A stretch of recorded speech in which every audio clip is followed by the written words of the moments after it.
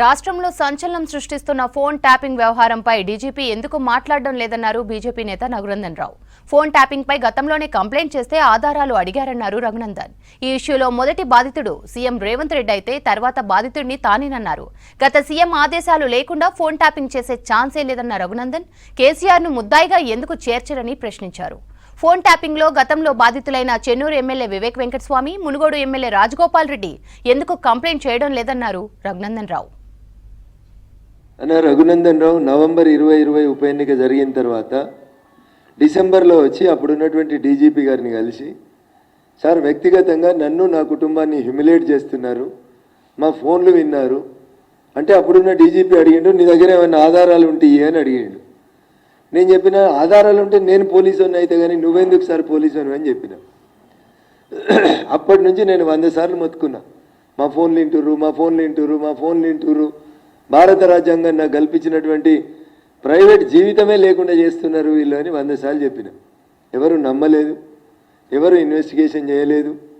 రఘునందన్ రావుకి హరీష్ రావు అంటే పడదు కాబట్టి తప్పుడు ప్రచారం చేస్తున్నారని చాలామంది అనుకున్నారు. 3 సంవత్సరాల క్రితం ఈ రాష్ట్రంలో ఏం జరుగుతుందని లొల్లి పెట్టుకొని మొత్తుకొని చెప్తే నిన్న ఆఖరికి వాళ్ళు అరెస్ట్ చేసినటువంటి రిటైర్డ్ డీసీపీ రాధాకిషన్ రావు గారి నోట్లోంచి ఆనిముత్యాలు రాలినాయి. ఏమని?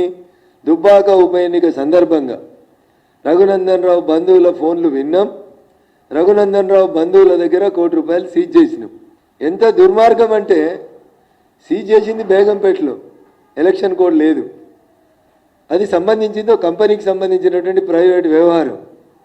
దుర్మార్గం ఏంటంటే దాంట్లో నన్ను ముద్దాయిగా చేర్చిండ్రు. ఇంకా దారుణం చెప్తాం మీకు. ప్రస్తుతం కాంగ్రెస్ ప్రభుత్వంలో ఒక గౌరవప్రద స్థానంలో ఉండి శాసనసభ్యులుగా ఉన్నటువంటి గౌరవనీయులు చెన్నూరు శాసనసభ్యులు వివేక్ వెంకటస్వామి గారిని కూడా దాంట్లో ముద్దాయిగా చేర్చారు. నేను ఇవాళ మీ ద్వారా వివేక్ వెంకటస్వామి గారిని, కోమటిరెడ్డి రాజగోపాల్ రెడ్డి గారిని కూడా మీ ద్వారా అప్పీల్ చేస్తున్నా. అన్న, అప్పుడు ఆ ప్రభుత్వంలో చెప్తే మేము ప్రతిపక్షం కాబట్టి మా మాట ఎవరు నమ్మలే. ఇప్పుడు ఈ ప్రభుత్వంలో కూడా మాది అరణ్య రోదన కావద్దంటే దయచేసి వివేక్ వెంకటస్వామి గారు, కోమటిరెడ్డి రాజగోపాల్ రెడ్డి గారు, సార్ ఆ రోజు మీరు బాధితులు, ఈరోజు మీరు శిక్షించే స్థానంలో కూర్చున్న పెద్దలు. అందుకని బాధితులుగా అట్లీస్ట్ నేను చాలాసార్లు చెప్పిన, అయ్యా రేవంత్ రెడ్డి గారు మీరు మొదటి విక్టిము, నేను రెండో విక్టిమ్నని 100 సార్లు చెప్పిన.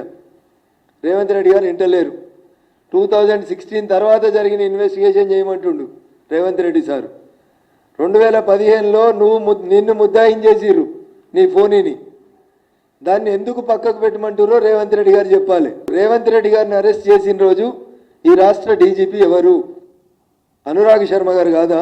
రేవంత్ రెడ్డి గారిని అరెస్ట్ చేసిన రోజు ఈ ఆపరేషన్ అంతా నడిపించింది సిటీ పోలీస్ కమిషనర్గా ఉన్నటువంటి గౌరవనీయులు ప్రస్తుత టీఎస్పీఎస్సీ చైర్మన్ మహేందర్ రెడ్డి గారు కాదా? ఈరోజు ఇంటెలిజెన్స్ చీఫ్గా ఉన్నటువంటి శివధర్ రెడ్డి గారు ఆ రోజు రేవంత్ రెడ్డి గారి టెలిఫోన్ ట్యాప్ అయిన రోజు ఇంటెలిజెన్స్ చీఫ్ ఎవరు? ప్రస్తుత ఇంటెలిజెన్స్ చీఫ్ గౌరవనీయులు శివధర్ రెడ్డి గారు 2014, 2015, 2016 వరకు నాకు గుర్తున్నంత వరకు ఆ రోజు ఇంటెలిజెన్స్ చీఫ్ ఎవరంటే శివధర్ రెడ్డి గారు. ఆ రోజు ఎస్ఐబిలో, ఇప్పుడు ప్రభాకర్ రావు గారు కూర్చున్న కుర్చీలో ఆ రోజు ఎస్ఐబిలో కూర్చున్నది ఎవరంటే ప్రస్తుత ఆర్టీసీ ఎండి గౌరవనీయులు సజ్జనార్ గారు. రేవంత్ రెడ్డి గారు ఇవన్నీ ఎందుకు దాచిపెడుతుండ్రు? ఇవన్నీ ఎందుకు మర్చిపోతున్నారు?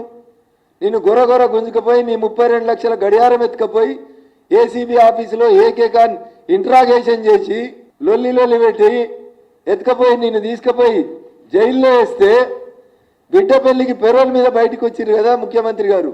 ఎందుకు మర్చిపోతున్నావు అన్న? 2015 టెలిఫోన్ ట్యాపింగ్ని ఎందుకు పక్కకు పెడుతున్నారు?